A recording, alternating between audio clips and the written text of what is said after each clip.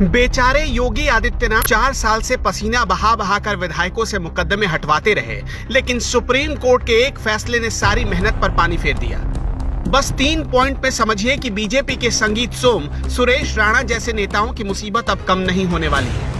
Supreme court ने कहा है कि सांसदों और विधायकों पर चल रहे क्रिमिनल केस राज्य सरकारें वापस नहीं ले सकेंगी। केस वापस लेने के लिए हाई कोर्ट की मंजूरी को अनिवार्य कर दिया गया है। कोर्ट ने सितंबर 2020 के बाद सांसदों और विधायकों के वापस लिए गए केस दोबारा खोलने को भी कहा है। सुप्रीम कोर्ट की 3 जजों की बेंच ने यह फैसला सुनाया। इस बेंच में chief justice NV Ramana, justice Suryakant और जस्टिस विनीत सरन शामिल थे।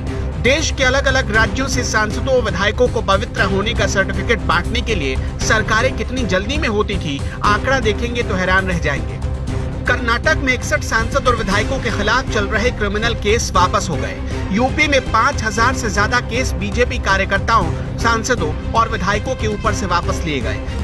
इसी साल जून के महीने में बीजेपी नेता संगीत सोम, सुरेश राणा, भरतेंदु सिंह, साध्वी प्राची समेत 40 लोगों पर मुजफ्फरनगर दंगे के दौरान भड़काऊ भाषण देने और माहौल खराब करने के मुकदमे योगी सरकार ने वापस ले लिए। 2017 में जब योगी आदित्यनाथ की सरकार सत्ता में आई तो बीजेपी के 312 विधायकों में से 114 विधायकों के खिलाफ आपराधिक मामले दर्ज थे। उनमें से 83 के खिलाफ गंभीर मुकदमे चल रहे थे। योगी सरकार ने तभी से उन्हें वापस लेने की तैयारी शुरू कर दी।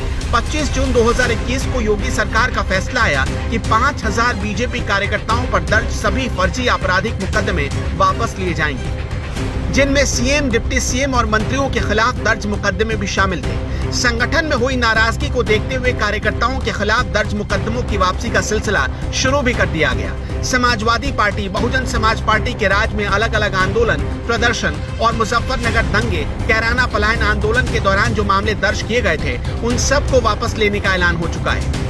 उत्तर प्रदेश के गृह और कानून विभाग की तरफ से मुकदमे वापसी की प्रक्रिया जोरों से चल रही थी। इसी बीच सुप्रीम कोर्ट का ऑर्डर आ गया।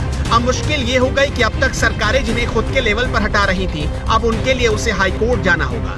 हाई कोर्ट जाने का मतलब है मुकदमों पर बहस होगी और हो सकता है कि कई बीजेपी के विधायक या सांसद इसमें फंस जाएं।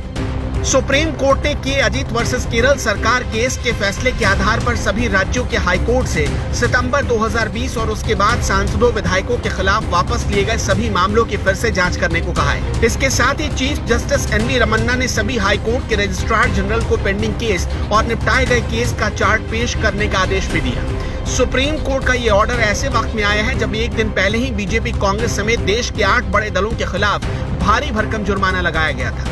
ये जुर्माना इसलिए लगाया गया था क्योंकि सुप्रीम कोर्ट ने सभी सियासी दलों को टिकट देने के 48 घंटे के भीतर अखबार और टीवी में अपने प्रत्याशियों की क्रिमिनल डिटेल देने को कहा था, लेकिन पार्टियों ने ऐसा नहीं किया।